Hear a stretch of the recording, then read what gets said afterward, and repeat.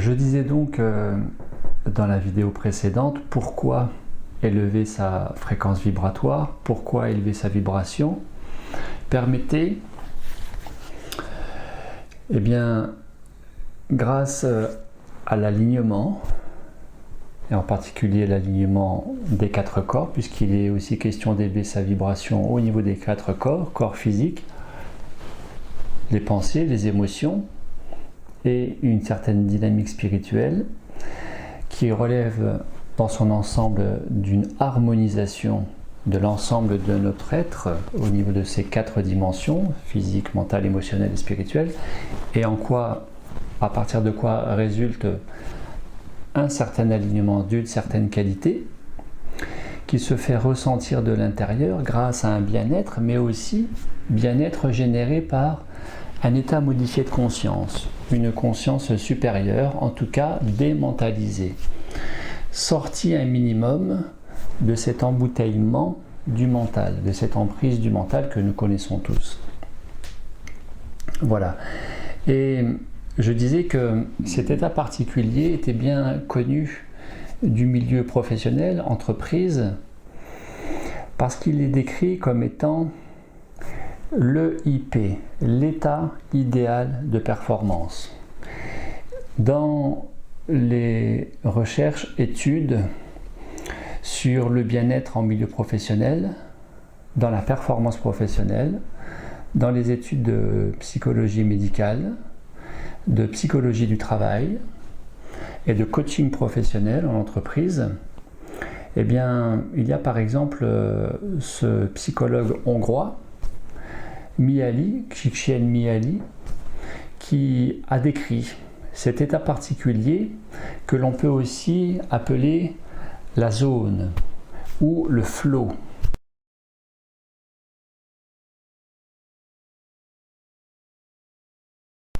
Et donc, cet état particulier répond à ces critères, à ces caractéristiques que l'on retrouve autant dans le milieu professionnel que sportif, mais aussi que méditatif quelque part. Donc l'EIP ou la zone ou l'état de flow se caractérise par un jeu sans effort. Donc là, ça serait plus dans le milieu sportif. Un jeu sans effort. Une grande énergie, un esprit vif et alerte, des muscles relâchés et souples, un plaisir et un amusement à jouer, des sensations physiques agréables. Une perception du temps suspendue, ça c'est très important, une perception du temps suspendue. Tout se joue dans l'instant présent, sorti du futur et du passé. Donc forcément une suspension des opérations du mental, qui lui, mental, est toujours rattaché à la perception du temps qui passe. Mental calme et tranquille, positif et optimiste. Une sensation de grande maîtrise et de puissance. Attitude générale présente, vigilante et sans crispation. C'est vrai que quand vous regardez les champions, les grands champions dans le milieu sportif, regardez au moment de la victoire les Usain Bolt, les Teddy Riner. Teddy Riner, quand même 10 fois champion du monde de judo, et Malong, champion du monde et champion olympique, dont on ne sait quasi pas parler d'autres grands champions dans le milieu du ping-pong, du tennis de table que Malong, le chinois. Depuis 2010, on n'entend quasi parler que de lui, tellement il est champion dans son domaine. Et quand on regarde l'expression du corps et du visage au niveau crispation, au moment de la victoire, eh bien c'est relâché, c'est quand même impressionnant. C'est dire à quel point l'énergie finalement circule facilement et de façon fluide parce que c'est relâché, parce que ce n'est pas crispé, ce n'est pas tendu. Jeu instinctif et automatique, sans intellectualisation et de façon consciente. C'est-à-dire que on pourrait dire que c'est aussi le moment de grâce que certains appellent comme tel le moment de grâce, qui fait faire, qui fait vivre, qui fait être, ressentir, connecter une dimension, vivre quelque chose, faire un geste technique, sportif, avoir un génie d'une intuition qui arrive comme un flash, comme un coup d'éclair, un coup de tonnerre dans un ciel tranquille, eh bien, ça correspond à ces choses dont on dit que s'il fallait le refaire, on ne pourrait pas y arriver, tellement ça relève d'un certain génie. Alors, dénominateur commun au milieu professionnel, au milieu sportif et au milieu du développement personnel, des stratégies de développement psychocorporel de l'individu, eh bien, dénominateur commun à tout cela, j'aurais envie de dire l'être humain tout simplement. En tant que coach en dynamisation professionnelle, je suis intervenu plusieurs fois en milieu entreprise, dans le milieu du bâtiment, secteur du bâtiment et secteur santé, où j'ai pu accompagner des cadres en coaching professionnel. Et c'est vrai que, pour moi en tout cas, il n'y a pas de performance professionnelle sans une implication, une dimension personnelle.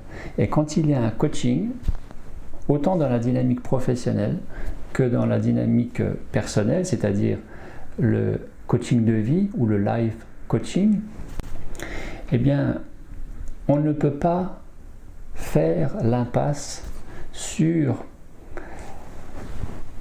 l'humain en tant que tel, car tout se joue au niveau de l'humain. Avant de faire, il est d'abord et aussi et surtout question d'être, en réalité. Et c'est en cela que nous ne sommes pas des fers humains, nous sommes des êtres humains. Malheureusement, le plus souvent, nous confondons la véritable performance avec la compétence. Je vous explique tout ça, j'ai besoin d'un support tableau. Voilà, je me suis installé avec ce tableau pour dire que quel que soit le domaine de déploiement, de réalisation de l'être humain, et nous concernant le domaine du psychocorporel, donc de la santé par la nourriture en conscience, nous aimons bien, comme dans tous les autres domaines, la technique. Nous aimons la technique, nous recherchons la technique, nous recherchons beaucoup au travers du faire. Et donc voilà, ça commence avec une recherche dans le comment faire. Comment faire pour se nourrir en conscience, comment faire pour se nourrir du prana. Et je vais appeler à ça le savoir-faire qui renvoie à autant de techniques possibles et imaginables. Donc les gens me demandent par mail, par téléphone, est-ce que si je fais du pranayama, est-ce que je fais du tai chi, est-ce que si je fais de la méditation pleine conscience, est-ce que si je fais du sun gazing, ça peut m'aider? Voilà, donc les gens mettent beaucoup en avant, vous mettez beaucoup en avant l'aspect technique. Or, nous ne sommes pas des fers humains, nous sommes des êtres humains. Donc forcément, il est question pour la nourriture en conscience et pour le fait de vivre de lumière, ce que j'ai évoqué dans la vidéo précédente, pourquoi élever sa fréquence vibratoire? Je parle de 4 lumières. La lumière du biophoton, le soleil extérieur, la lumière du cœur affectif, la lumière de la conscience, et puis le cœur spirituel, le cœur divin, mystique, qui fait élargir, qui permet d'élargir le cœur affectif et simplement ne pas juste et ne pas juste simplement aimer ses proches et sorti de chez soi, être complètement indifférent à ce que peut vivre le voisin, la voisine. Et donc la quatrième dimension de cette lumière serait pour moi le cœur philanthrope, le cœur spirituel, le cœur humaniste, le cœur de la fraternité planétaire, l'amour fraternel tout simplement. Voilà, donc à ce savoir-faire, j'ai rajouté le savoir-être.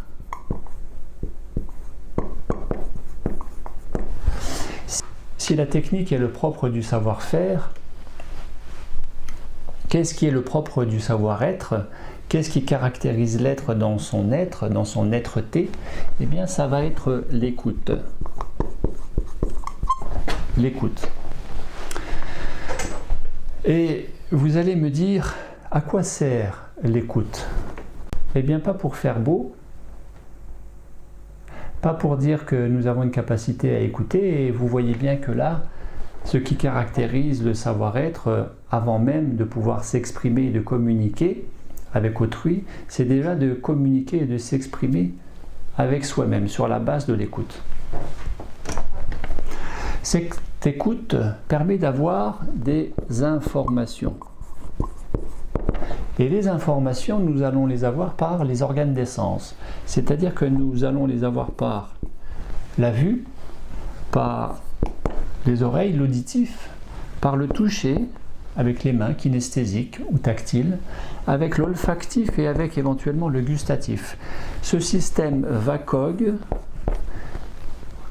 qui correspond aux canaux de communication préférentielle entre émetteur et récepteur, d'une information, tout simplement, je vois avec mes yeux une couverture rouge, eh bien cet élément couverture et ce rouge sont deux informations qui me sont communiquées par et au travers de la vue, organe des sens. Et donc, je vais utiliser l'ensemble de ces organes en étant à l'écoute pour obtenir des informations.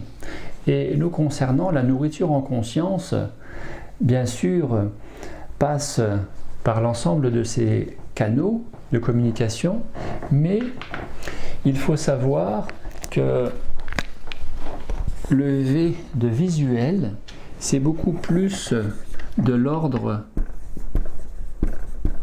du mental, ou en tout cas le visuel va nourrir surtout le mental. Et le mental est très vite perdu quand nous avons les yeux fermés. Et pourtant, paradoxalement, nous voyons beaucoup mieux les yeux fermés. C'est ce qui se passe dans les pratiques psychocorporelles de massage, par exemple. Nous voyons beaucoup mieux au sens imagé, symbolique. Symbolique de quoi? De la perception. Puisque, au niveau de la conscience, nous allons percevoir bien plus que nous allons voir. Voilà. Donc, nous allons utiliser le kinesthésique au niveau... Nous allons utiliser le kinesthésique beaucoup plus pour alimenter la conscience que le visuel qui, lui, va surtout nourrir le mental. Je ne dis pas qu'on ne se sert jamais, qu'on ne se nourrit jamais du visuel pour être davantage dans sa conscience, bien sûr, mais le visuel est surtout le propre du mental. Kinesthésique, la conscience. Et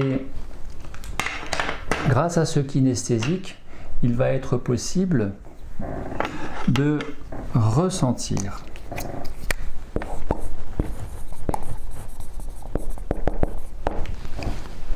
Et c'est pour ça que quand on parle d'état de conscience modifié, d'état de conscience modifié, d'état non ordinaire de conscience, d'état de flow, c'est-à-dire de fluidité, où tout est fluide, tout est facilité, nous sommes un peu comme sur un nuage, nous ne touchons plus terre.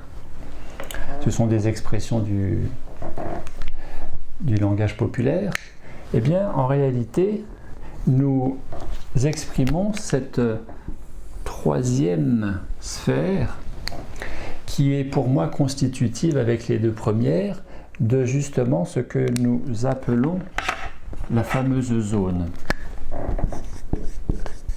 La zone ou le flow ou l'état idéal de performance, qui correspond bien sûr tout ça à un état modifié de conscience ou état non ordinaire de conscience, ENOC ou EMC. Pourquoi? Parce que au niveau des ondes électroencéphalographiques, EEG, eh bien il y a la production d'ondes alpha. C'est l'état alpha ou l'état sophronique. Tout ça, ce sont des synonymes.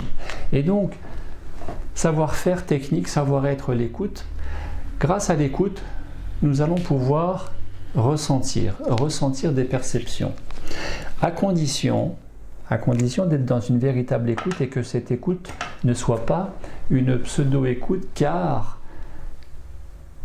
pilotée par un mental en attente de percevoir, d'avoir des informations, en attente, en recherche, en questionnement, et donc en contrôle.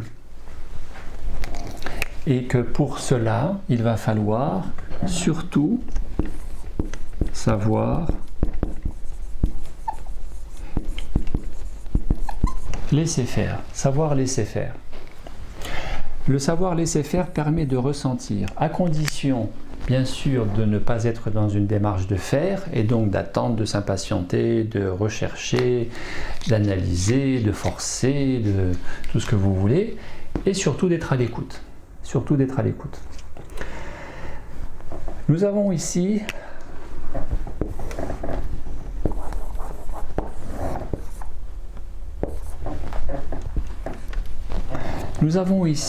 plutôt le mental.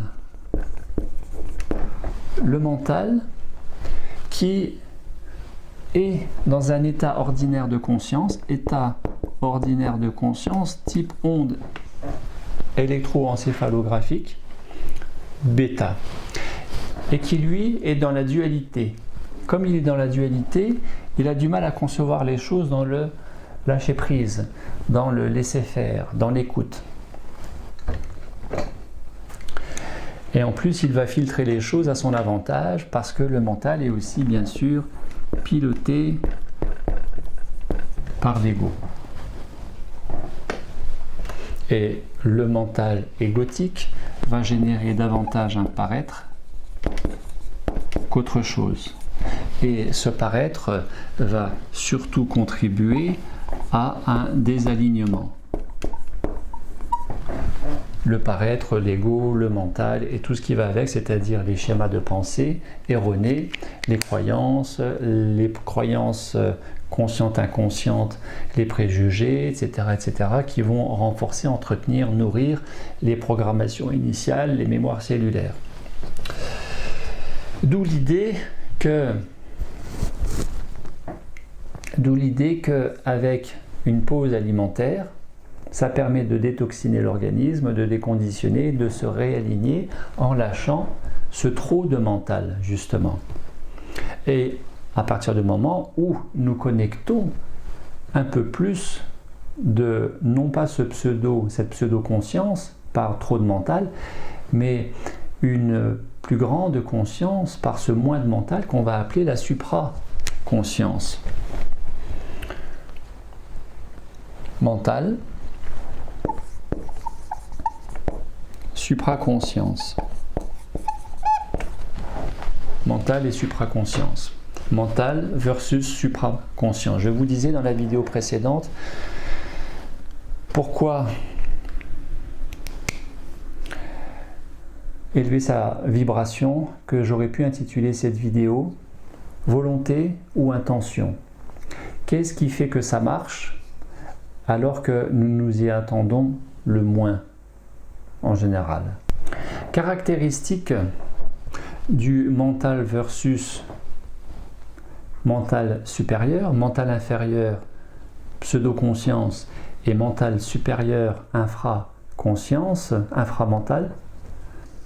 Caractéristique clé de l'un par rapport à l'autre, c'est que le mental, il est surtout liées à la perception du temps qui passe, du fait du passé ou du futur. Alors que la conscience supérieure va être, elle, le propre d'une non-perception du temps, puisque ça se joue dans le ici et maintenant au présent. C'est la présence au présent.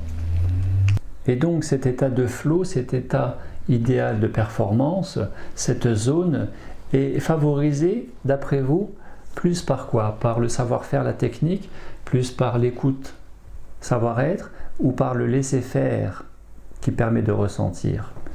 Eh bien, en réalité, nous autres, les Occidentaux, nous adorons la technique et donc on va le plus souvent commencer par du savoir-faire technique. On va rechercher des livres, on va rechercher des CD, des vidéos, des DVD, des stages, etc., etc. Et on commence le plus souvent par de la technique. Or, vous pouvez faire toutes les techniques que vous voulez, à mon sens, la conscience va être bien plus le résultat d'un lâcher-prise propre au savoir laisser faire et surtout d'une attitude d'écoute, de réceptivité, une fois encore basée sur le lâcher-prise, dans l'ici et maintenant, au présent, sans aucune projection future ou passée, sans aucune perspective d'attendre le moindre résultat et que le seul résultat est de vivre pleinement le présent.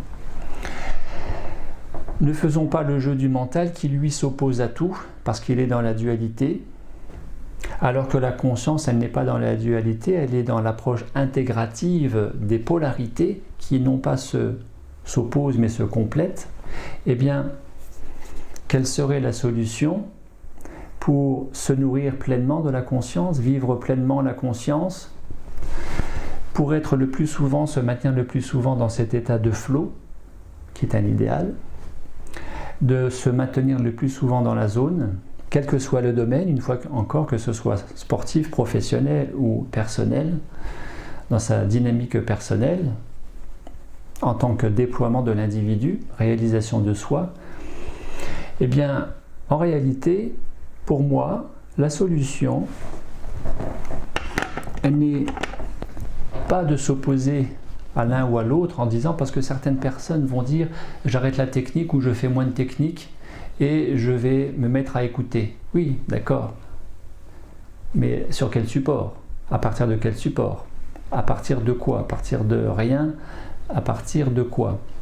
Parce qu'il faut quand même un point de départ.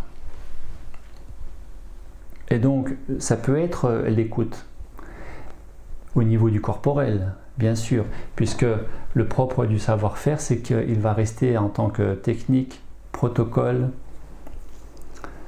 notice d'emploi, fiche technique, il va rester au niveau du mental.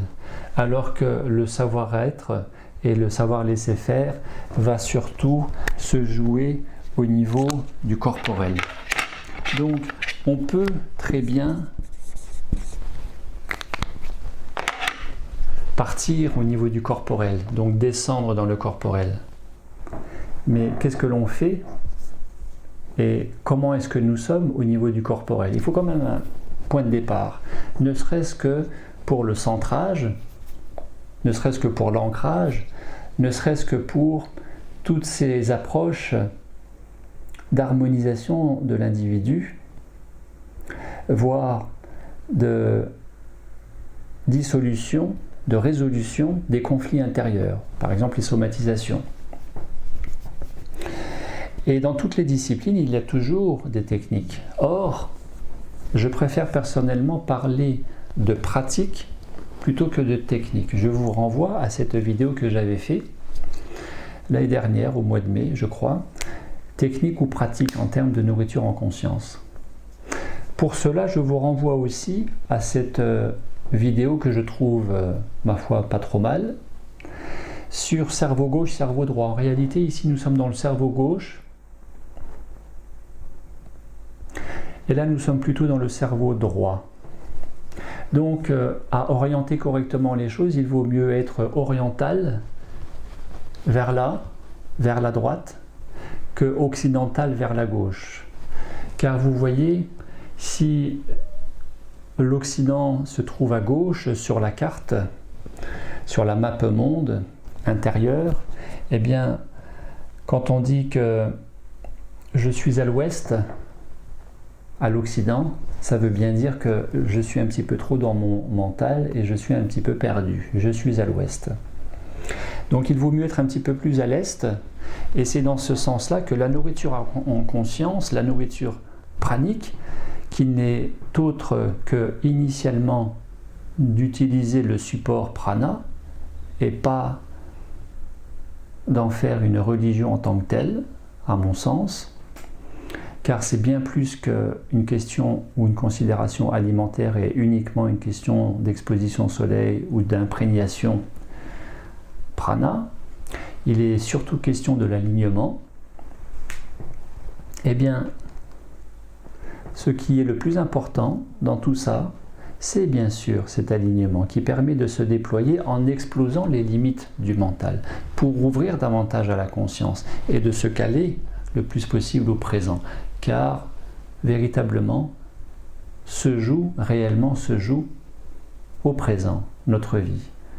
Et ce fameux bonheur que la majorité d'entre nous recherchons, eh bien la meilleure façon de rechercher le bonheur, c'est pas tellement d'aller le chercher avec un support technique, parce qu'il y a des gens qui passent leur vie à faire des stages, à lire des bouquins, mais qui ne sont pas forcément plus heureux. Et à un moment donné, ça sert aussi à ça, la pause alimentaire, la pause dans sa vie, c'est de freiner la cadence infernale, de se poser, d'écouter son intériorité et d'aller un petit peu visiter son monde intérieur en se mettant temporairement en retraite du monde extérieur. D'où cette citation de Khalil Gibran qui dit « Arrivé à la fin de ce que tu dois savoir, tu arrives seulement au début de ce que tu dois ressentir. » Voilà. Et donc, pour moi, la clé, c'est pas tellement d'être moins dans le mental et plus dans la conscience, parce que ce serait encore faire le jeu de la dualité du mental, d'être dans le plus par rapport à moins, mais surtout d'harmoniser.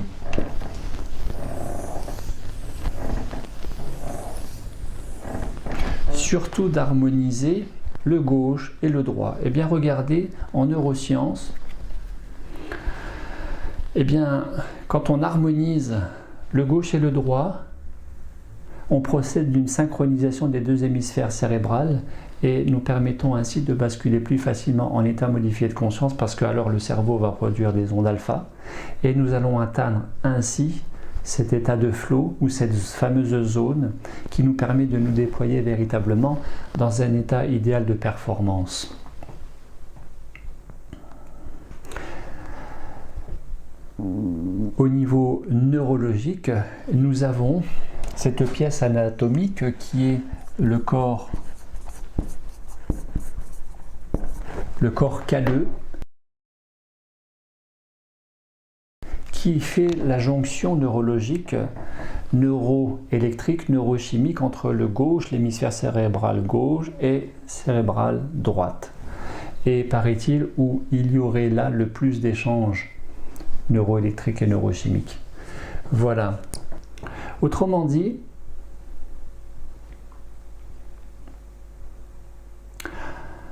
la meilleure façon de vivre une pause alimentaire, la meilleure façon de se nourrir, la meilleure façon de se nourrir en conscience et de vivre de lumière, ça va être de nous harmoniser, autrement dit de nous aligner, d'éclater les limites du mental, d'être davantage dans sa conscience psycho-corporelle,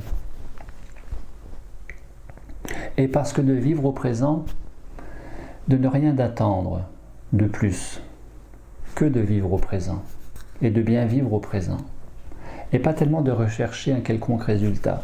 Autrement dit, je veux être pranique. Nous comprenons que les choses sont déjà faussées car si nous sommes déjà praniques, d'un point de vue quantique, il manque simplement cette fameuse connexion au présent Il manque simplement cet alignement, cet état modifié de conscience, cette conscience élargie, cette supraconscience, bien plus que de rechercher l'état pranique qui est déjà présent et qui fait défaut parce que nous sommes plus dans notre mental que dans notre conscience. Et que, insuffisamment dans notre conscience, nous ne pouvons pas être connectés à la conscience universelle, laquelle nourrit pleinement par le relais pranique. Autrement dit, grâce à cette écoute de notre monde intérieur, favorisant l'alignement, l'état modifié de conscience, favorisé par la détoxination et le déconditionnement, eh bien, je rejoins tout à fait les anciens de la Grèce antique qui disaient « Connais-toi toi-même, tu connaîtras l'univers et les dieux ». Autrement dit, connais-toi toi-même, puisque à l'intérieur nous avons tout ce qui est source de notre épanouissement, de notre réalisation, déploiement, comme source de notre frustration, maladie, malheur. Eh bien, grâce à ce connais-toi toi-même, nous pouvons nous rectifier, nous réaligner et vivre de l'abondance de la vie. Telle cette corne d'abondance qui est représentée sur ce drachme, cette pièce de monnaie de la Grèce antique. Je vous remercie. À très bientôt. Au revoir.